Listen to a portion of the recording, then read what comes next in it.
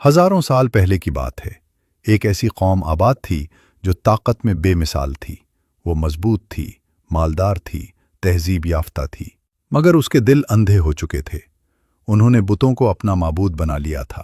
With, سوا، یغوث، یعوق اور نصر جیسے ناموں کو پکارا جاتا تھا۔ قرآن کریم سورہ نوح میں ان بتوں کا ذکر واضح طور پر ملتا ہے۔ اللہ تعالیٰ نے ان کی ہدایت کے لیے ایک پیغمبر بھیجا۔ وہ تھے حضرت نوح علیہ السلام۔ قرآن کریم سورہ نوح آیت 1 میں ارشاد ہوتا ہے، اِنَّا أَرْسَلْنَا نُوحًا إِلَىٰ قَوْمِهِ، یعنی ہم نے نوح کو اس کی قوم کی طرف بھیجا تاکہ وہ انہیں خبردار کرے۔ حضرت نوح علیہ السلام نے اپنی قوم کو پکارا، نرمی سے پکارا، درد کے ساتھ پکارا۔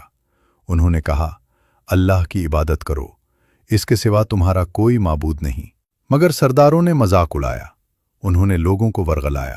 انہوں نے کہا، یہ تو تم ہی جیسا ایک انسان ہے۔ قرآن کریم سورہ ہود آیت 27 میں اس انکار کا ذکر آتا ہے، جہاں قوم کے سردار کہتے ہیں کہ ہم تمہیں اپنے جیسا ہی بشر دیکھتے ہیں۔ حضرت نوح علیہ السلام نے ہمت نہ ہاری۔ سال گزرتے گئے، دہائیوں بیت گئیں۔ روایات کے مطابق قرآن کریم سورہ عنکبوت آیت 14 میں ذکر ہے کہ نوح علیہ السلام نے اپنی قوم میں 950 سال تبلیغ کی۔ 950 سال! سوچئے، 1 صدی نہیں، 2 صدیاں نہیں، بلکہ تقریباً 1000 سال۔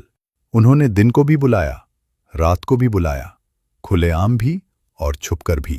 قرآن سورہ نوح آیات 5 تا 9 میں حضرت نوح علیہ السلام خود فرماتے ہیں کہ میں نے اپنی قوم کو رات دن بلایا، علانیہ بھی اور خفیہ بھی، مگر جواب کیا ملا؟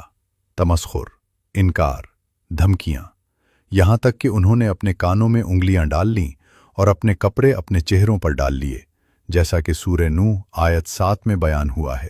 آخرکار وہ لمحہ آیا جب اللہ کا فیصلہ قریب ہو گیا۔ اللہ تعالیٰ نے حضرت نوح علیہ السلام کو حکم دیا کہ وہ ایک کشتی بنائیں، خشک زمین پر۔ قوم ہنستی تھیں، مذاق اڑاتی تھیں۔ قرآن کریم سورہ ہود آیت 38 میں آتا ہے کہ جب بھی قوم کے سردار ان کے پاس سے گزرتے وہ ان کا مذاق اڑاتے، مگر نوح علیہ السلام اپنے رب کے حکم پر قائم رہے۔ پھر وہ دن آیا، آسمان نے رنگ بدل لیا۔ قرآن سورہ القمر آیت 11 میں ہے، فَفَتَحْنَا أَبْوَابَ السَّمَاءِ بِمَاءٍ مُنْہَمِرٍ، ہم نے آسمان کے دروازے کھول دیے زور کی بارش کے ساتھ۔ اور زمین کے بارے میں فرمایا، وَفَجَّرْنَا الْأَرْضَ عُیُونًا، ہم نے زمین کو چشموں سے پھاڑ دیا، اوپر سے پانی، نیچے سے پانی، ہر طرف پانی ہی پانی۔ کشتی اللہ کے حکم سے چل پڑی۔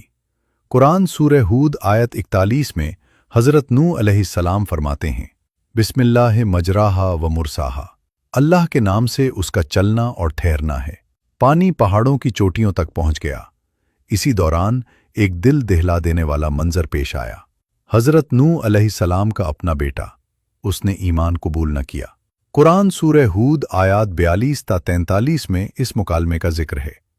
نوح علیہ السلام نے پکارا، اے میرے بیٹے، ہمارے ساتھ سوار ہو جا، مگر اس نے کہا، میں کسی پہاڑ کی پناہ لے لوں گا جو مجھے بچا لے گا۔ جواب آیا، آج اللہ کے عذاب سے کوئی بچانے والا نہیں، اور ایک موج حائل ہو گئی۔ باپ کی آنکھوں کے سامنے بیٹا ڈوب گیا۔ یہ تھا اللہ کا فیصلہ۔ پھر اللہ نے حکم دیا،